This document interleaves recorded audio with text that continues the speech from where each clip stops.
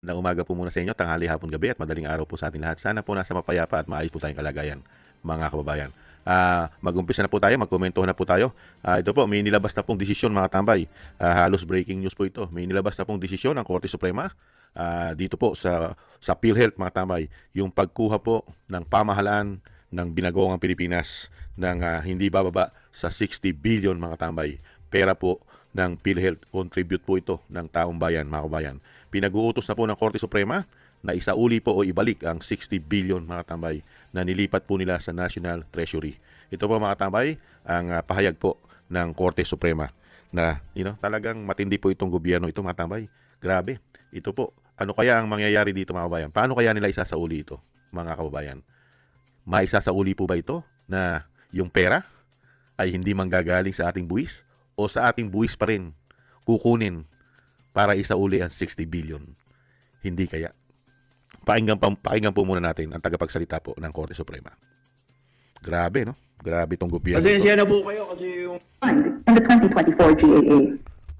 The Supreme Court also ruled that Special Provision 1D is void because it impliedly repeals Section 11 of the Universal Health Care Act, or UHCA, and the sin tax laws. Under Section 11 of the UHCA, PhilHealth is required to maintain reserve funds up to a ceiling equivalent to 2 years of projected program expenses. Each year, PhilHealth must set aside part of its net income as reserve funds, and any unused funds must be invested so that earnings are added back to these reserves. If the reserve funds exceeds the ceiling, the excess must be used to increase the benefits under the National Health Insurance Program and to reduce members' contributions. Section 11 also expressly provides that no portion of the reserve fund or its income may be transferred to the national government or any of its agencies. The Supreme Court ruled that reallocating PhilHealth's supposed excess reserve funds through Special 1D and DOF Circular Number 003-2024 makes compliance with Section 11 impossible. These measures undermine the very nature of PhilHealth funds as pooled resources for social health insurance, hinder the UHCA's goal of delivering comprehensive and universal health care, and ultimately violates the people's right to health and to an affordable, sustainable, and accessible public health insurance. The Supreme Court stressed that Congress cannot repeal Section 11 through the GAA, which may only provide appropriations consistent with existing laws. It cannot amend or overturn substantive policy. Any changes affecting the UHCA, particularly PhilHealth's reserve funds, must be enacted through separate legislation. The Supreme Court further found that Special 1D contradicts the sin tax laws, which earmarks specific percentages of excise taxes on sweetened beverages, alcohol, and tobacco products exclusively for the UHCA. The Bureau of Treasury must set aside these amounts for the UHCA's implementation, and Congress must fully allocate them to PhilHealth through the GAA. Congress cannot reduce, suspend, or withhold these earmarked funds. The Supreme Court added that while the state may adopt measures to improve the economy, such measures must not contravene what the Constitution itself guarantees: affordable health care for all Filipinos, especially the underprivileged. The Supreme Court also ruled that the Finance Secretary cannot, in any capacity, augment any item in the GAA because this power belongs to the President. The Supreme Court also ruled that the President did not commit grave abuse of discretion when he certified as urgent House Bill number 8980, now the 2024 GAA, which dispensed with the requirement of reading on 3 separate days and the printing and distribution of copies in advance. Except in cases of grave abuse of discretion, the authority to decide whether a certification of urgency is valid rests solely with Congress. In this case, Congress approved the President's certification to expedite the passage of the bill. The Supreme Court also denied the petitioner's request to determine the liability of the DOF Secretary for technical malversation and/or plunder, ruling that such matters are improper for resolution in this case. The only issue properly before it is the validity of the issuances and whether they were issued with grave abuse of discretion, amounting to a lack or excess of jurisdiction. The Supreme Court ordered that the remitted funds amounting to 60 billion pesos be returned to PhilHealth through the 2026 GAA. The full text of the decision and the separate opinions may be accessed on the Supreme Court website. Thank you. In the 2024 GAA. Yan po mga tambay, grabe po ang ginawa po ng Binagoong ang Pilipinas sa ating pong PhilHealth, mga tambay, sa ating pong contribute, mga kabayan. 60 billion po ang nailipat po nila dyan at pinababalik na po ng Korte Suprema ang 60 billion dito po sa national budget sa 2026. At bumoto po ang ating mga hurado, mga tambay, ang mga justices ay 15-0, mga tambay. 15 justices ang bumoto na pabor, mga kabayan, sa paglipat. Talagang yun, pinatunayan po ng Korte Suprema na mali at illegal ang ginawa po nilang pagkuha ng pera ng PhilHealth. 60 billion. Di po ba ang plano nila dyan 89 billion? Hindi po ba? Nakakalungkot lang po, no? Pati po yung subsidy ng PhilHealth galing po sa Sinstax. Di ba? Yung dapat po na buwis galing po sa Sinstax, hindi pa rin po nila ibinigay. Tapos kinuhanan pa nila ng 60 billion. Kung hindi po ito naagapan, ay ang plano po nila dyan ay hindi bababa sa 90 billion ang kukunin po nila dyan sa PhilHealth. Tama po ang Korte Suprema, di ba? Bakit mo kukuhanan ng pera ang PhilHealth? Di po ba? Samantalang kung sasabihin mo na maraming fund ang PhilHealth, dapat nga dyan magamit po sa mga miyembro, lalo-lalo po sa mga nagbabayad po sa PhilHealth. Di ba? Mas mababawasan ang kanilang gastusin, ang aming gastusin, at lalaki ang benepisyo sa mga miyembro nito. Hindi po ba? Ang nakakalungkot, mga kabayan, imbis na tulungan mo ang taong bayan, ninanakawan mo pa, umano. Grabe po katalamak sa pera ang mga tao ito. At ang tanong po natin, meron pa yan Paano po yung GAA?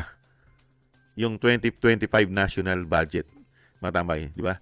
Yung ginawa po nila sa GAA. Di ba? 241 billion po yan na naisingit po nila dyan sa mga blanco. Di ba? Yan po ay inapila rin po yan. Di ba? Dinala rin po sa Korte Suprema yan. Nila Attorney Vic Rodriguez at nila Congressman Ungab. Sila Attorney Topacio. Yung grupo po nila Attorney Torion. Hindi po ba? Nasaan na po kaya yan? Sana po ay bigyan na rin po ng pansin yan. Napakatagal na rin po yan. Hindi dinala po nila yan sa Korte Suprema. Hindi po ba yung ginawa po nila sa budgeting? Naisingit po nila yan, yung 2025 GAA na naging gago. Hindi po ba? Dahil nga po doon sa Bicameral Conference Committee Report, doon na po nila nilagay at isiningit. Hindi po ba? Kaya nga po isang damukal na anomalya ang ginagawa po ng gobyerno ngayon, lalong-lalo pagdating sa pera.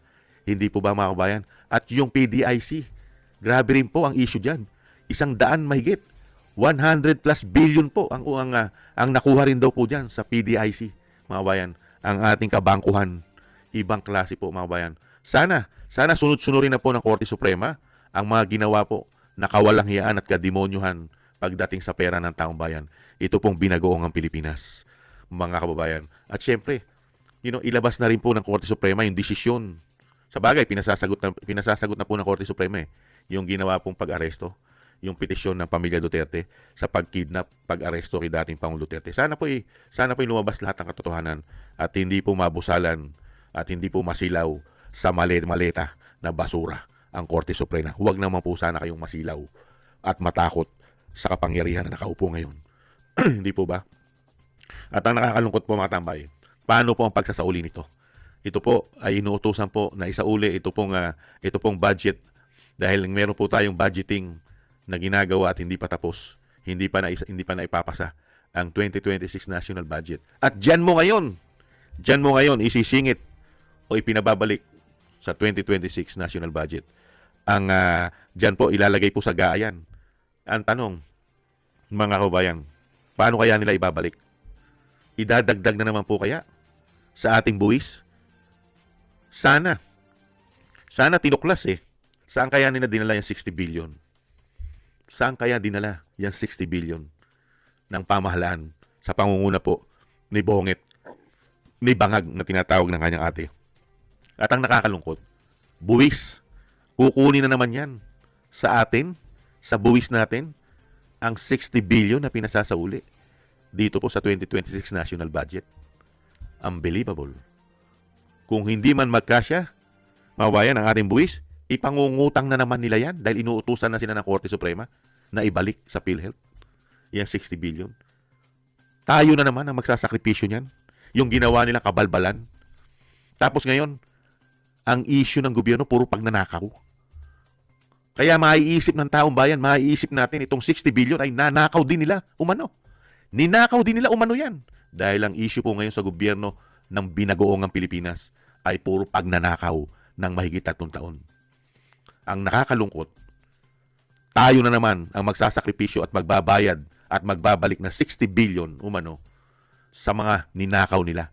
Kung ninakaw nila yan umano o nanakaw na nila umano yan 60 billion, si Juan de la Cruz na naman ang kawawa. Ninakaw nila, ibinulsa nila, inilagay nila sa maleta, pero tayo ang magsasauli. Buwis na naman natin o inutang na naman nila na tayo ang magsasauli. Nakakalungkot mga kabayan. Para tayong ginigisa sa sarili nating mantika ng mga demonyong ito umano na matatakaw sa pera ng taong bayan. Meron kayang managot? Hindi lang pagpapabalik. Sana managot dahil illegal ang paglipat. Hindi po ba? Sana rin po may managot sa issue na ito at sa ginawa nilang paglipat. Dahil illegal. Kasi kung yan illegal, ipapasauli po ba ng Korte Suprema yan kung yan po ay legal? Sana po may managot po. Kasi talaga kung sisilipin mo yan mga tambay, impeachable yan eh. Pera ng taong bayan yan. Impeachable. Pwedeng ma-impeach ang may accountability po ng kawalangian at katarantaduhan sa paggawa, lalong-lalo sa paglipat ng pera ng taong bayan. Contribute po yan. Yan po ay separate, hindi po buwis yan. Contribute. Separate. Para po sa ating insurance kung tayo magkakasakit. Hindi po ba? Kaya nga lang, wala po kasing puso eh. Walang awa ang nakaupo po ngayon, umano. Mga manhid, makakapal ang pagmumukha, lalo-lalo po pagdating sa pera. Yan po mga sabuatan po yan eh. Kamusta na Recto? Si Recto po, ang secretary po nung panahon na yon ng finance. Kamusta na? Ngayon po kasi, executive secretary na po siya. Hindi po ba mga kabayan? Yan po mga kabayan, nakakalungkot. At nakakalungkot po, mga kabayan. Ang nakakalungkot, yung paglipat. Kanino kukunin ang 60 billion? Kung yan po ay nailipat na sa sinasabing National Treasury, yan 60 billion, mga kabayan, kung yan po ay kinuha nila, mananatili po ba sa National Treasury yan? Kaya nga nila kinuha dahil gagamitin eh. Hindi po ba? 2024 pa po yan. Hindi po ba? Magto 2026 na. Sa tingin nyo, hindi na nila nakuha at nagamit yan. Kalukuhan na lang yun. Hindi po ba? Ang facts, ang totoo, si Juan de la Cruz, ang taong bayan, ang magsasakripisyo na naman sa anomalya at ginawang katarantaduhan at kawalanghiyaan nila umano. Thank you po mga tambay. At syempre po maraming salamat po sa Korte Suprema kahit po napakatagal na naging desisyon ay ipinakita nyo po na mali at tama ang taong bayan dahil buwis namin yan at mali ang ginawa na paglipat sa pera ng taong bayan. Sana po ay mapanagot po ninyo, Korte Suprema, ang may kagagawan po ng kawalanghiyaan na yan. Hindi po ba? Sana po. At kung hindi man, sa darating po na Pangulo ng bansa, lalong-lalo po kung ang magiging Pangulo ay si Sara Duterte, ang Vice President, napakarami po nilang sasagutin.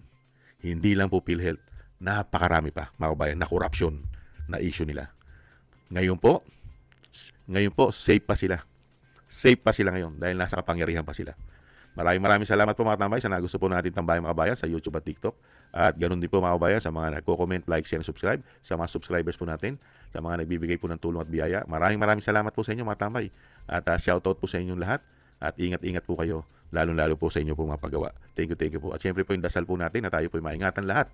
At ang ating buong sambayanan at ang pamilya Duterte, tayo po ay maingatan sa kapahamakan. At madugtungan din po ang buhay at kalakasan ng dating Pangulo. At makalabas na po siya sa lalong mabilis. Thank you po sa mga dasal po natin at sa dasal po ninyo. Ingat-ingat po mga tambay, tis-tis lang po tayo. Paalam. Bye-bye.